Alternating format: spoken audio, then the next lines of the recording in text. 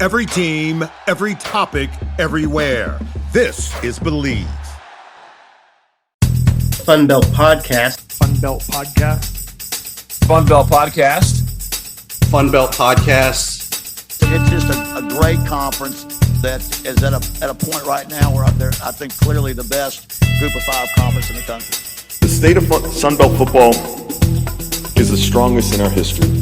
And we got to continue to showcase what our league is about. This league is insane. Yeah, it might be like one of those 8 wonders of the world. And you can see just what a great group of five conference it really is. It's a big deal. Boy, life is looking pretty good in the Sunbelt these days.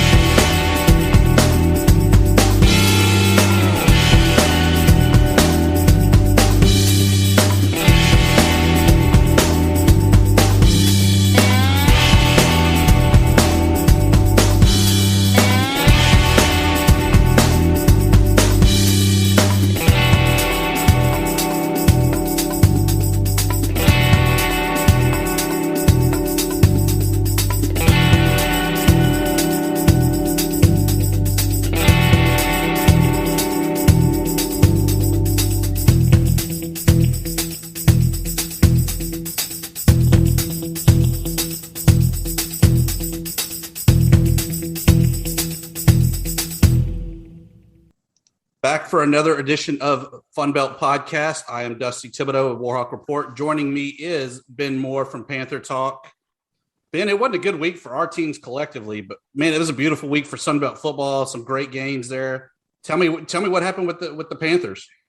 Yeah, they got run over by App State. It was close for about a half, 14-9. Not the most aesthetically pleasing football game there downtown Atlanta on Saturday afternoon.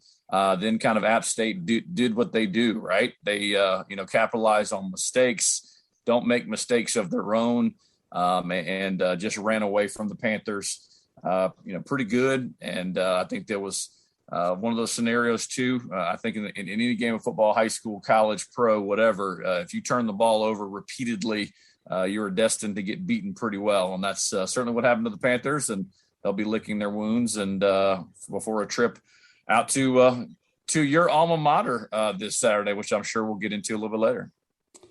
Yeah, I mean, no people's no problem. They still had the good running game there. Chase Bryce kind of picked it up though with the aerial attack. 326, 3 touchdowns. Georgia State 3 of 15 on third down conversions. But I got you beat. 13 for 13, Grayson McCall for 212 and 2 touchdowns. And he didn't even play the second half. Apparently he got hurt, and I missed that whole discussion that he was out due to injury. I thought they were just, giving us the mercy rule after they had already covered by the end of the second quarter. But no. The guy, though, that I did come away impressed with from that Coastal Carolina game, Isaiah Likely, the tight end, slot receiver, 5 receptions, 95 yards, 2 touchdowns. That dude can play all around. He's not just a tight end. He's not just a receiver. He's probably going to be our next draft pick out of the conference if Grayson McCall doesn't decide to turn pro at the end of this year.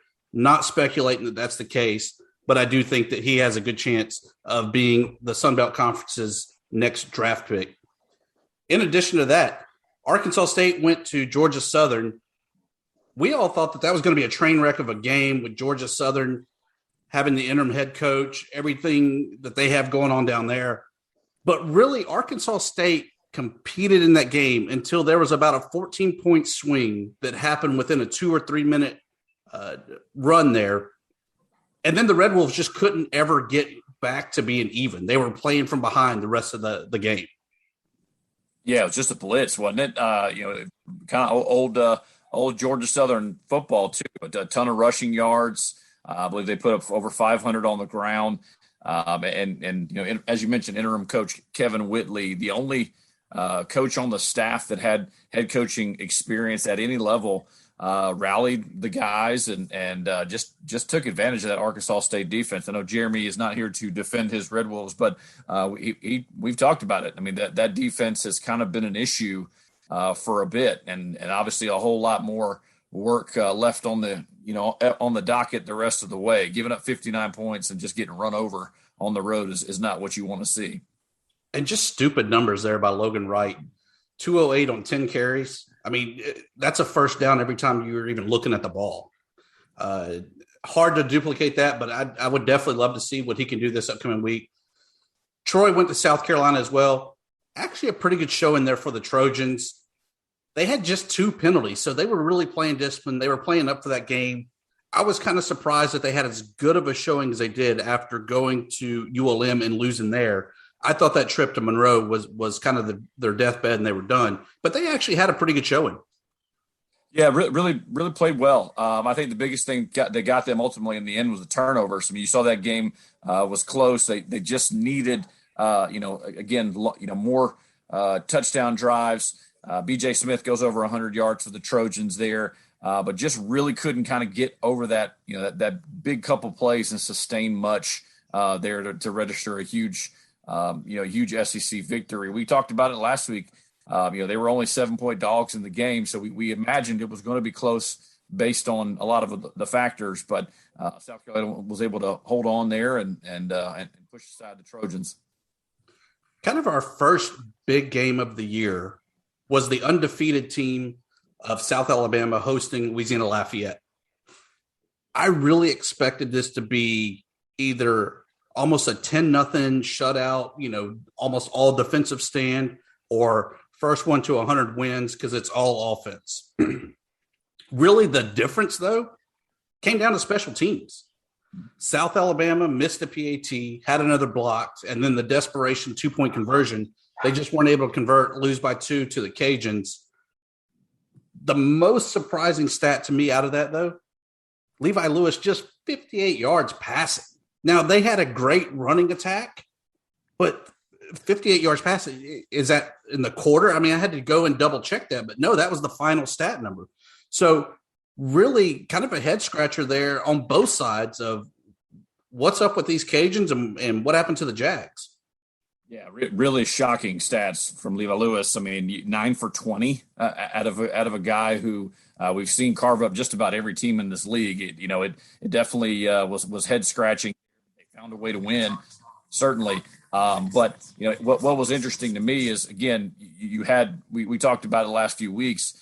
South Alabama having the defensive game plan to limit the Cajuns and limit that offense and get opportunities. And at last, South Alabama's in a close game that they don't find a way to win. So, it was certainly the game of the night. And as you mentioned, some special team blunders there. Of course, our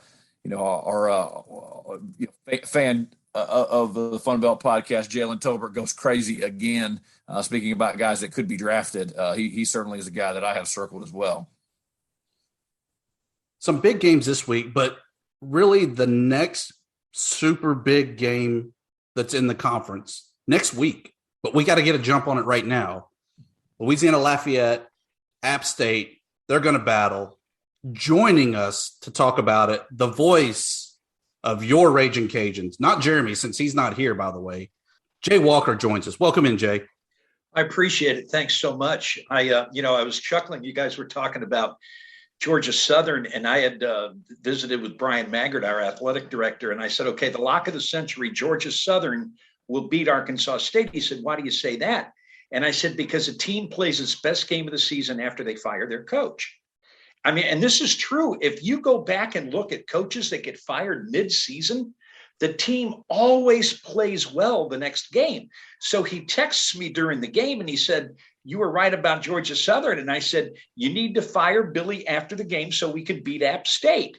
And of course he got a kick out of that and stuff. But that was crazy. And, the Cajuns game on Saturday, look, Levi did not have a good game. It was statistically his worst game as a Cajun.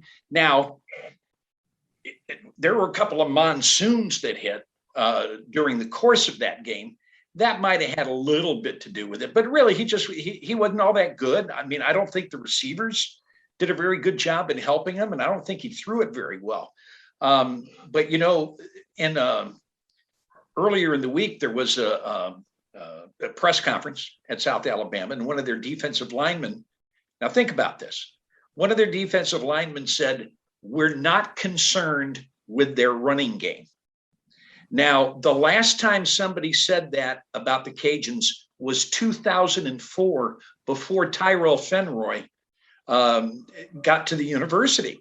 And they've had a great ground attack ever since. And so the Cajuns came out running the football. They pounded the rock, 3 touchdowns, all on the ground. They had, I think, 220 yards rushing for the game. And I'd said to JT Crabtree, the South Alabama radio play-by-play guy, I said, if the Cajuns rush for 200 yards, they're going to win the game. And they did. Now, wasn't pretty. And it all comes down to a guy that I think is one of the better kickers in the league, in Diego Guajardo, missing a field goal right at the end of the game. It is the 4th time under Billy Napier that the Cajuns have won a game when the other team has missed a kick at the end of the game. It's happened twice with the Warhawks, as you know, Dusty. And it's also happened with Chandler Staten with App State last year. He missed a field goal with about 20 seconds left that would have sent the game to overtime. So, special teams, everybody talks about offense and defense. Everybody overlooks the kicking game, but sometimes that's the deciding factor. Chris Smith had an 87-yard kickoff return to start the game. He's a special teams player of the week. You really giving me some PTSD there, Jay, when you mentioned Tyrell Fenroy. I think he's still running in Malone Stadium from whatever year that game was that he just had his way. But one other thing you talked about jokingly, fire Billy Napier so we win next week almost as a guarantee. The first question I have for you, how is Billy Napier still in Lafayette knowing he was the coach to hire this offseason and really hasn't done anything to kind of cool his name off? I think everybody needs to understand how Billy Napier is wired. All right. Money is not the motivating factor for him. His father was a high school football coach forever and a very successful one. He thought he was going to follow in his dad's footsteps. Even before the big raise that he got at the end of last season, he was making more money than he ever thought he'd make in his life. He was making about $850,000. And he even said to me one time, because we were talking about it, and he said, what's the difference between $750,000 and $3 million? And I said, well, Billy, it's about $2.25 million. And he said, but you understand, we can live off what we're making. So if somebody's going to get him, it's going to have to be a school where he believes he can win at a high level. It's not going to be the last place team in the SEC West. That's not going to cut it. All right. It will be a where he believes he can win at a very high level. And more importantly, he gets to do it his way without interference. Now, there were 2 jobs that he probably could have gotten last year. One was the South Carolina job. The other was the Auburn job. They were both ready to hire him. But when they finished asking questions, and then it was his turn to ask questions, he didn't like the answers that he got and pulled his name from consideration on both. So if he's going to go, it's going to be a place where he can win at a high level and that he can do it his way. You think he stays in the state of Louisiana? I mean, if LSU came calling in a year or two, is that the job? Well, it depends on how question number 2 gets answered. LSU is famous for having very influential boosters being very influential. Now, Scott Woodward, the new athletic director, I don't know if Billy Napier's the guy he's going to go for, because if you look at his track record, he goes for big names. And, while Billy, I think, is a very popular name, I don't think that anybody would call it like a big name. And Ben, I'm telling you, there are some folks that are LSU supporters that will never, ever, ever, ever say it's okay to go get a coach from UL to go and be the head coach at LSU, maybe in any sport. That's true. But, in you saying that, I immediately think back to ULM's baseball coach, Smoke Laval, was the guy tapped to replace the legendary Skip Bertman. I know that if you look at the records, it was not really a smooth transition or a good transition by LSU baseball standards. But I think if the situation is right, you could see it happen.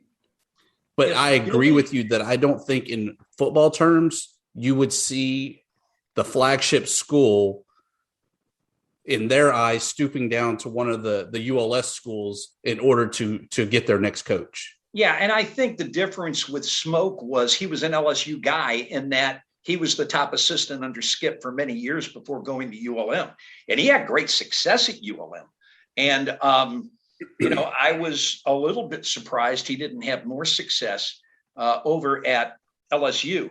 But, even with all of that, we had a baseball coach here that was pretty good.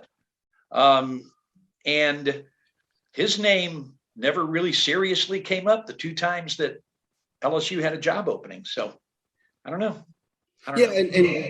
And truthfully, even back in the day, I was surprised because Robichaux was really a solid baseball coach, even in his days at McNeese State. And the fact that at the time he had built that program up to where it was a pretty good mid-major program, that he was willing to kind of give that up, go the hour and a half down the road to Louisiana-Lafayette. I was surprised that move. Don't get me wrong. It was definitely the right move for him to go. So he saw whatever he needed to see to know that, the foundation was laid. But I definitely think that was kind of a head scratcher on the outside looking in. I know the reason why he came. And at the time, this was 1995. Now look at 1995 through about 2010. Well, actually 2013, when they had the last big conference realignment. The Sun Belt was always a multi-bid league. Sometimes they got as many as 4 into the NCAA tournament. He won 43 games one year at McNeese, lost in the conference tournament, and he knew somebody on the selection committee, and they said, don't even bother continuing to practice. And so the Southland was, and for the most part still is, there have been a couple of exceptions. That's a one-bid league. And then he was looking at the Sun Belt, where you didn't have to win the conference tournament every year in order to get to the NCAA tournament. He and I, of course, Tony and I turned out to be very, very good friends. And he has, he's told the story more than once. And he's told it publicly, but to me privately as well. That's what enticed him to move an hour the other way. And also, it's not like he wasn't familiar with the place. He did, after all, pitch at USL. So shifting gears back from baseball to football there, Jay, we're halfway through the season, which is absolutely crazy to me. And we'll definitely be halfway through the season by the time that y'all face off against the Mountaineers next week.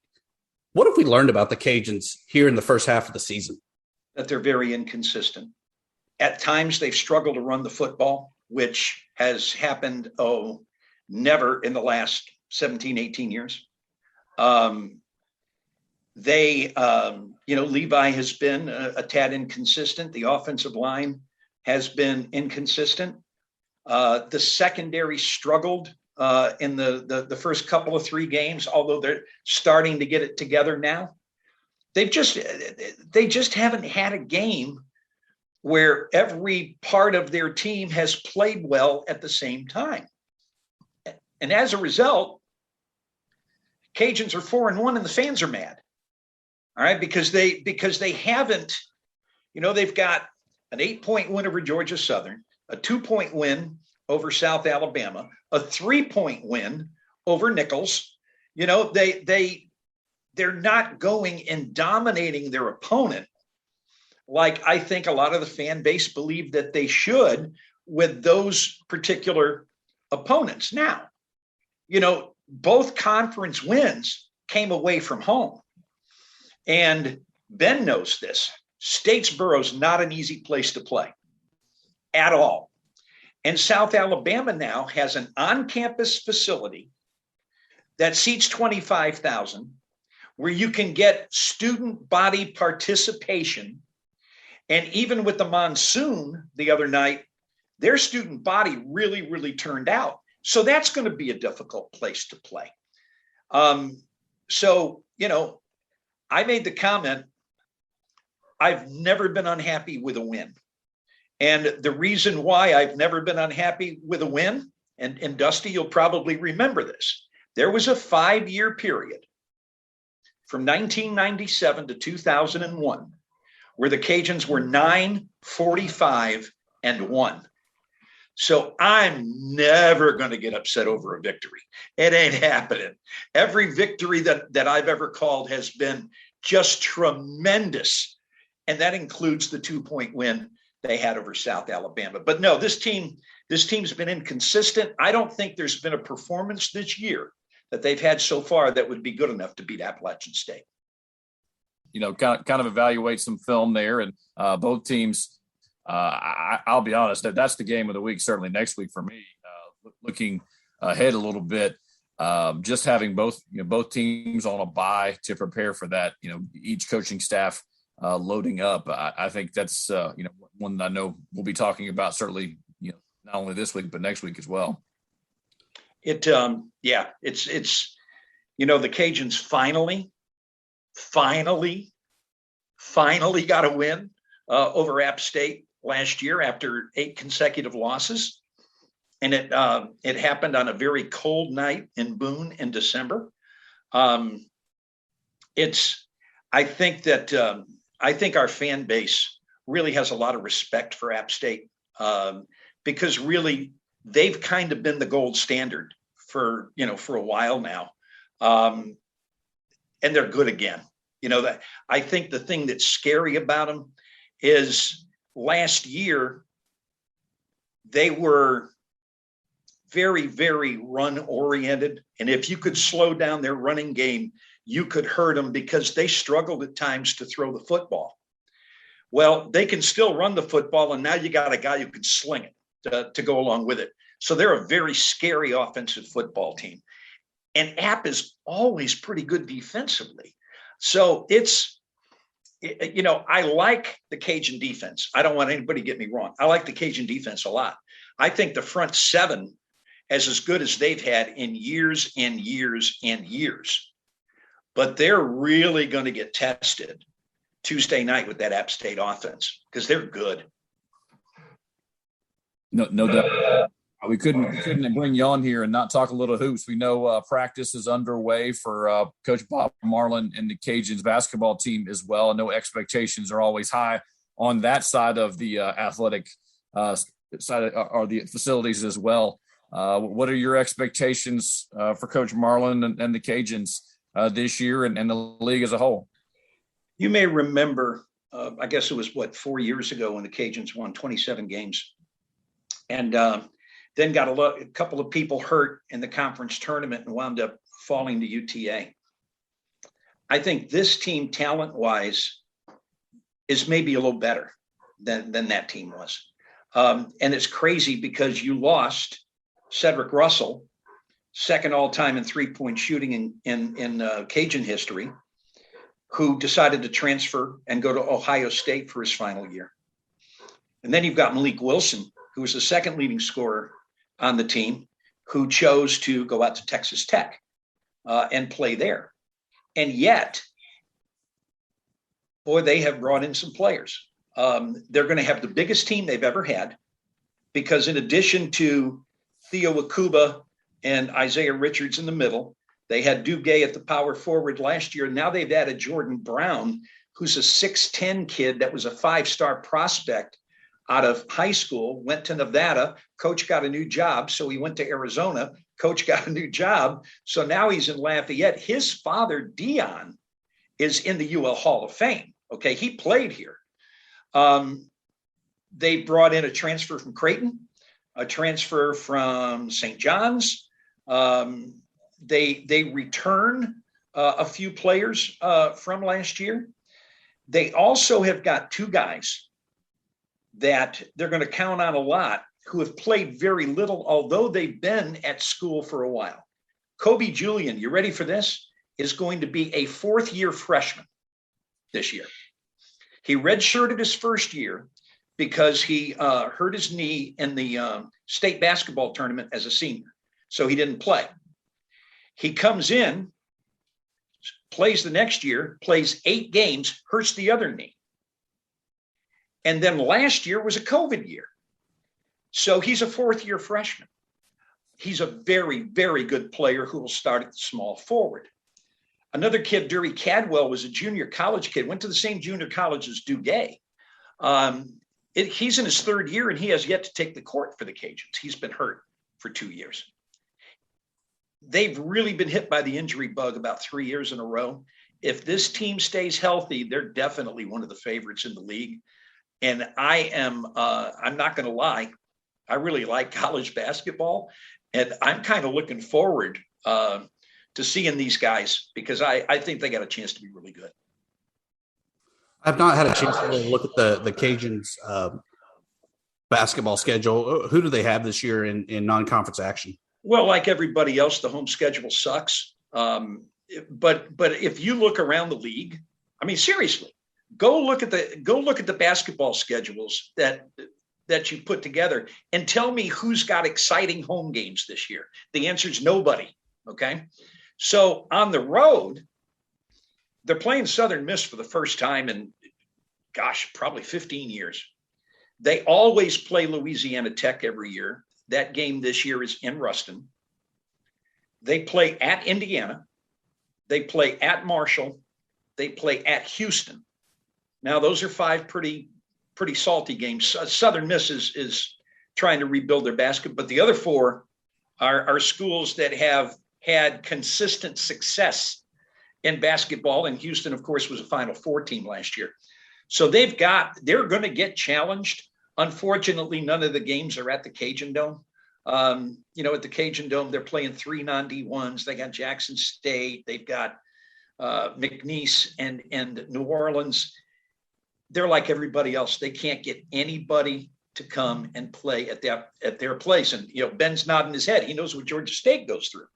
And it's that way for just about all of the teams in this league. Fans hate it. They complain constantly. They blame Bob Marlin for that.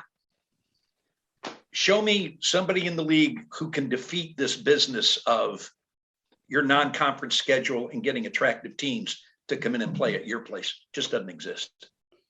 What about like the mid-majors? Because I know a couple times like ULM's hosted UT Chattanooga or Morehead State, people like that. Would that kind of excite the fan base, or do you think it's got to be like a LSU or a Ole Miss coming to town? No, I think it's gotten to the point where if you get, for instance, a good school out of the Ohio Valley, or if you would get a good school out of the Southern Conference, or you would get even an average school out of the Missouri Valley, I think the fan base would look and say, okay, this is cool. We haven't played these guys in a while, but I'll tell you a story.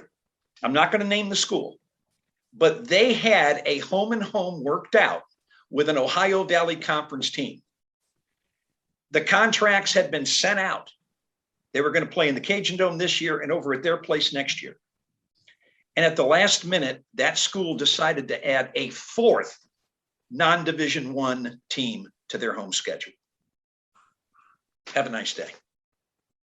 So as we shift gears back to football again, how do you see this league kind of shaking out this upcoming year? I'm going to be frank. I don't think this league's very good. I think you've got 2.5 teams that are really good. I think Coastal Carolina and App State are both very good teams. I think the Cajuns should be right up there with those two. They haven't played like it, but they might go out, play their best game of the year and win on Tuesday. Man, I don't see anybody else in this league that makes me go, gee, these guys are pretty good. Georgia State's already fired their coach. Troy's coach is on the hot seat. Georgia State's played a good schedule, and I was starting to wonder if maybe they were ready, but they're 1-4.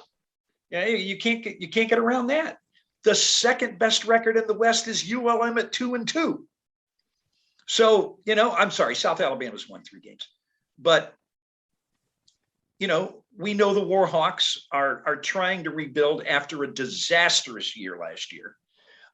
We're still waiting for Texas State, pardon my French, to not suck. And South Alabama, they're better. Arkansas State hasn't shown that they can stop anybody from running or throwing. Now, Cajuns have to go to Jonesboro. And Jonesboro in the past is where the Cajuns have gone to die. They did win there 2 years ago, but they've only won, look, this is my 30th season. And I think you can count the Jonesboro wins on one hand, and they've been playing just about every year. It's just not an easy place to win if you're the Cajuns, and Arkansas State doesn't like the Cajuns. So they're always ready to play when you go up there. But that, it doesn't mean the Cajuns can't win. I think Billy Napier's greatest statistic, he has never lost to a Western Division team since he's been there. He's 13-0. And he is very succinct about the way he approaches it. He'll tell his team, it's a division game, it counts double. And really it does, okay? Because, if the Cajun, let's say the Cajun, regardless of what the Cajuns did this week, you go up to Arkansas State and lose, and now Arkansas State's got to lose one more conference game than you do. Somebody else biting them and making it even is not good enough. So that tiebreaker is so very important. And over the years, Dusty, you've been following this league a long time. I know, Ben, you've been here a while too. That tiebreaker comes into play a lot. So the division games are very important. Billy puts a lot of emphasis on them, and he's had great success as a result. It doesn't mean he's going to win in Jonesboro 2 weeks from now. I mean, it's never been an easy place for the Cajuns. So we wrap up with a good history lesson. I didn't realize you had been around the league for 30 years. That's amazing. Who are some of the greatest players and greatest games that you've seen, not only in Lafayette, but around the league as well? Well, first of all, the league's only 21 years old. So I was around before the league even existed, at least in football. Okay. Right. I've been covering the Cajuns ever since they joined the Sunbelt Conference when the American South and Sunbelt merged back in 1992. I've been doing games there ever since. Dante Culpepper played at Cajun Field. He was good. He was good. Randall Cunningham played at Cajun Field. I remember Nelson Stokely. This is before I started doing the Cajuns. Nelson Stokely's first game in 1986, they played Oklahoma State at Cajun Field. Oklahoma State's quarterback was a guy by the name of Mike Gundy. Their best receiver was a guy by the name of Hartley Dykes. Their number one running back was a guy named Thurman Thomas, and his backup was a guy named Barry Sanders. I don't think the Cajuns won that game, did they? Let me tell you what happened. They lost on the last play of the game. They were up. They blocked a punt with a couple of minutes left to go up 20-9. Only about 3 minutes left in the game. Oklahoma State returns the ensuing kickoff for a touchdown, makes it 20-15. Cajuns go 3 and out. Oklahoma State's driving downfield.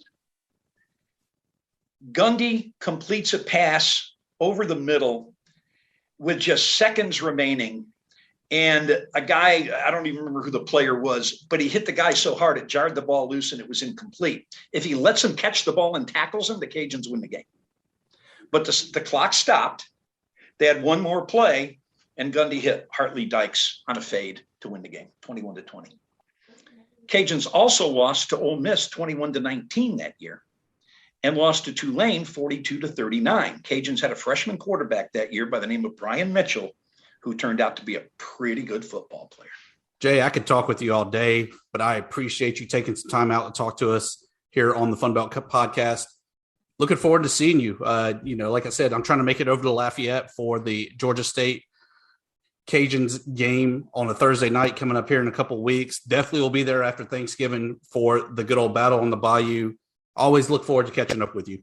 I really appreciate you guys having me on. I think podcasts are great. I mean, I really do, because you can sit and talk. You don't have to take commercial breaks. You're not confined to a certain period of time, and you can just visit. I think podcasts are a great invention. I've started doing them myself, and I'm looking for great stories in the Cajun athletic department and doing stories on them. I just finished doing a story on Duguay, the Cajun basketball player who's lived in 4 countries and speaks 5 languages and has never had a bad day in his life. I've got one coming up with a soccer player who is from Haiti, and her country, of course, is 2 earthquakes, 3 hurricanes, and an assassination of a president, all in her lifetime. Looking forward to talking to her. Podcasts are wonderful, but I appreciate you guys a whole lot having me on. So we're halfway through the season, Ben. This upcoming week, Sunbelt action gets started on Thursday night. Coastal Carolina goes to Jonesboro. As Jay said, that's the place where teams seem to go to die. I know I couldn't tell you last time I've seen ULM win there, or any team that I really kind of had that rooting interest for go there and actually get the victory. What's your take on this ESPNU game? Yeah, that's the interesting part to me, right? Coastal looks like a buzzsaw right now. Arkansas State is more than happy to give them the yards and the points from what it looks like. It looks like a blowout on paper. Crazier things have happened, as you mentioned, there in Jonesboro. So, I don't know the status of Grayson McCall, as you mentioned. He may got banged up there in the game against the Warhawks. So do we see, Jamie Chadwell and the coaching staff take a little bit off the gas potentially? Do they try to, run the ball a little bit more? As we've seen, obviously last week, Arkansas State just got ran by the Georgia Southern offense. So that may be a part of the game plan there. And, but there's a bit of it, at least from my view, from the outside. They're trying to put a number up, trying to, get a higher ranking and make these games, at least on paper, for those national writers that aren't going to be watching the Sun Belt, quite candidly, to try to put a number up there and say, hey, look, we're obliterating the league. We need, a vote or two to continue to rise in the AP and the coaches poll. So we know certainly the college football playoff rankings are coming up very shortly, and then they're going to try to get, jump in that conversation. They could do it again, obviously, on Thursday night. Yeah, and they're averaging 48 points a game. I mean, it's just blowout after blowout. It's really boring football to watch right now of Coastal Carolina. I mean, I guess if you're a Sean's fan, it's fantastic. But at the end of the day, they are at the mercy, honestly, of Cincinnati and what Cincinnati does. They're not going to leapfrog Cincinnati because Cincinnati has the upper leg on them. We talk about different teams playing from behind. Coastal's definitely doing that. So the only thing they can really do is control their own fate, keep winning games. Does it have to be a blowout? Not necessarily. They just got to keep putting up dubs. And I think that they will this week against Arkansas State. Wouldn't surprise me with the curse of Jonesboro coming in and biting them. But definitely for the good of the league, we want to see the Chants keep rolling on. Yeah, the biggest stat, and the one that I'll share real quickly. I mean, they're basically their first few opponents are 5-14 combined. You're talking about Cincinnati specifically playing Indiana, playing Notre Dame, going and winning those road victories. That turns a whole lot more heads, than going on the road in the Sun Belt, as we well know. So they're going to have to continue to win impressively, and interested to see if the Red Wolves have any changes at all, or if Coach Butch Jones and that crew just gets obliterated again. A couple of intriguing matchups there. Georgia Southern goes to Troy. I'm interested more so to see if the Eagles are still rolling with their interim head coach, or is this the game that we were expecting last week that they kind of have the woe is me, we lost our coach, we're not any good. Is this the week that we see it? And then the other game is South Alabama going to Texas State. Texas State eventually has to have things click for them. I mean, they have too much talent. Spavital said on the weekly press conference that they got about 14, 15 players back. So depth is not really going to be an issue, maybe conditioning, but they should have the majority of their roster back and intact to kind of see now, what does this Texas State team look like? Yeah, I honestly think both games are coin flips. And you mentioned it a little bit earlier. You get the, new coach, the fired coach bump, guys rallying around that. That does eventually wear off. You have not only some film there, and there have been some, in-game adjustments there. Coach Whitley with the Eagles there. I think Troy's also looking for, some statement wins at this point as well. Chip Lindsey is kind of on the hot seat if you talk to a lot of Trojan fans too, because there's been expectations of that program really since he arrived. But this is now year 3.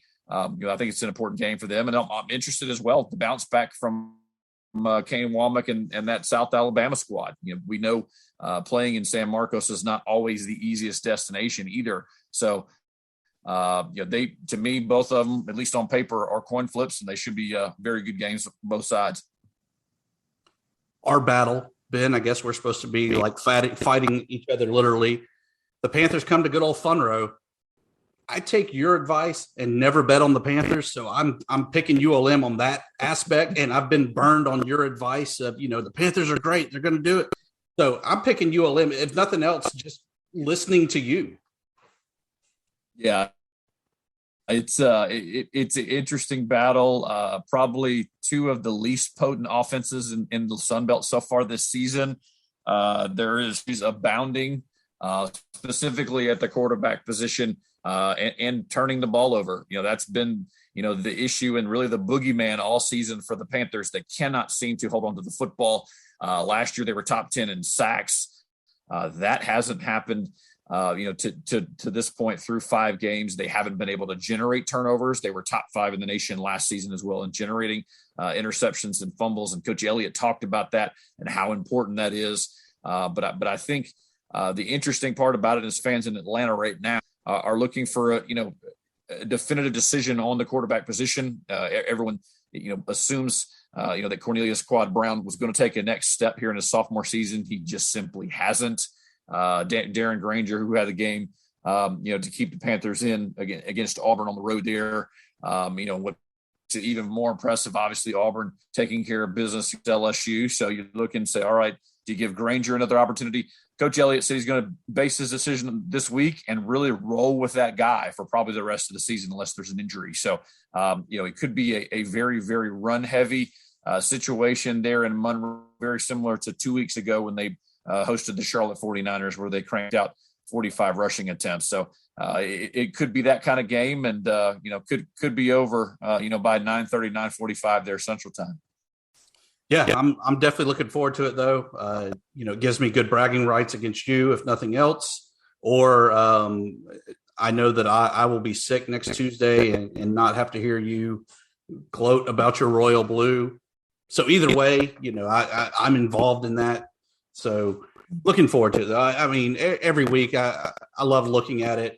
Sometimes you kind of grit your teeth going, oh, geez, how are we going to lose this one? How are we going to win that one? But it's all in fun and games. So with that, we go to our parting shots there, Ben. What do you have for your plugs, promos, and parting shots? Yeah, absolutely. Well, folks are excited. As we talked to Jay a little bit earlier, basketball season is almost here. We had a chance to talk to Coach Rob Lanier. He gave a 40-minute opening press conference to talk about practice. It was great. Enjoyed talking to Coach Lanier and the Panthers. I agree with Jay. I think it's going to be Louisiana and Georgia State, respectively, those two teams in basketball. So we're talking a little basketball recruiting. Signing day is coming upon us. Always talking football and football recruiting as well. And we'll talk about and preview the game there in Fun Row. Excited to see that. And there has been some folks that have exited the roster as well. So there's no more bacon on the Georgia State roster. So I love bacon. That happened last night. I'm the same way. He's choosing greener pastures as a guy has already graduated. So it's interesting. This is now, as I mentioned last week, you get week 4, week 5, guys start looking around and going, hey, if I can potentially maintain that redshirt status, I'll move along. And now just seeing some different faces in different places. So it's exciting to see. And as you mentioned, we are staring at the halfway point of the season. Is the bowl picture, does the championship picture start to come a little bit closer? And it'll be a light schedule as we talked about, but we'll have it all breaking down. Yeah, my parting shot is nothing. Actually, I'm actually pretty content and good. All is right. It's a great time of the year where you have the hype of college basketball. You're in the middle of college football. Major League Baseball's cranking up. NBA is about to crank up. NHL is about to. What is there to complain about right now? Give us a couple more weeks when our teams start losing, and then we'll bitch like there's no tomorrow. But until then, we're good. Other than that, guys, we're trying to crank out some more basketball previews. Last night we had Scott Cross on, so you can check that out, episode 15. Working on getting some other basketball coaches from around the Sun Belt Conference as we get ready to preview the season. Next week, Ben, huge show. Huge. We're at the midway point officially next week of college football. You've seen on Twitter where we have joined forces with the group of 5 guys. We're going to be on their show. They're going to be on our show as we break down the G5 and in particular the Sun Belt with those guys. So it's going to be mass chaos, a great episode as always, and looking forward to it. Absolutely. The energy of that may ride us all the way to Halloween. Can't wait. And maybe Jeremy will join us again. Stop boycotting the show, Jeremy. We love you, buddy. Yeah. Guys, thanks so much, and look forward to talking to y'all next week.